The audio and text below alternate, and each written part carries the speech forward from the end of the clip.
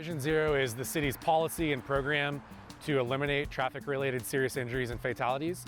So it takes a public health approach to really look upstream of these crashes to try to understand all the factors that are contributing to these injuries and fatalities on our roadways.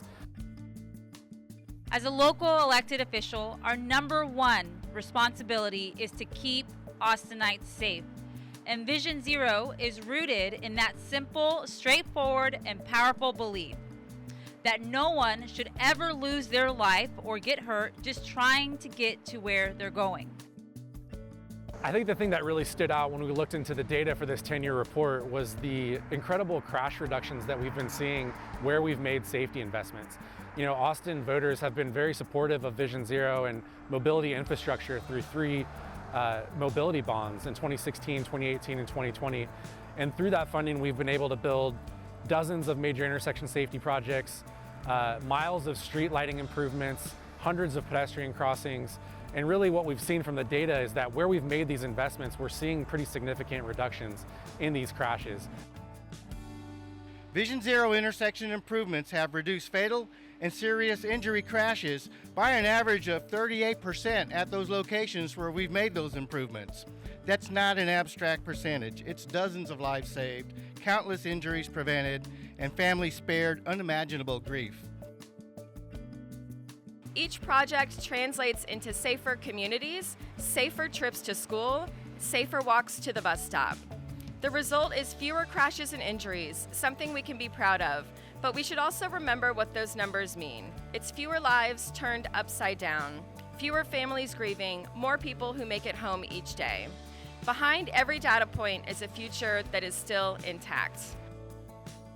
If you look into the crash data, there's some really stark disparities that emerge when you look at who's impacted by traffic crashes in Austin.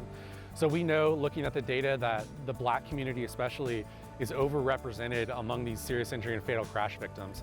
We know that men are significantly overrepresented, and people experiencing homelessness obviously have some risk factors in terms of their exposure to high-risk roadways and things like that. So anytime we look to do a project, we're also looking at the demographic disparities that go into these crash trends. And so we've taken a deliberative approach in terms of directing resources to underserved communities, to higher risk populations with our transportation safety projects. And we've seen that play out in terms of new projects going towards the Eastern Crescent, for example, over these last 10 years. And that's something we're going to continue to double down on as we look to do the next 10 years of investments. Some of the treatments that we've seen be most successful are our major intersection safety projects, where we're doing multimodal improvements, things like protected intersections, signal timing changes, accessible curb ramps and sidewalks. So really, when we put all these improvements together at one location, we can really see those benefits accrue. I think really we want to take these lessons we've learned over the last 10 years and apply those to the next 10 years. We want to continue to invest in this infrastructure that we know can save lives and reduce crashes. And so that's going to take sustained funding commitment throughout the community and really trying to scale that up over the 300 square miles of Austin. Vision Zero is public service at its finest, taking action to protect and improve life for everyone. I'm honored to celebrate our progress and look forward to working with advocates, city staff, and my colleagues toward the goal that we all share, a city with 0 traffic deaths.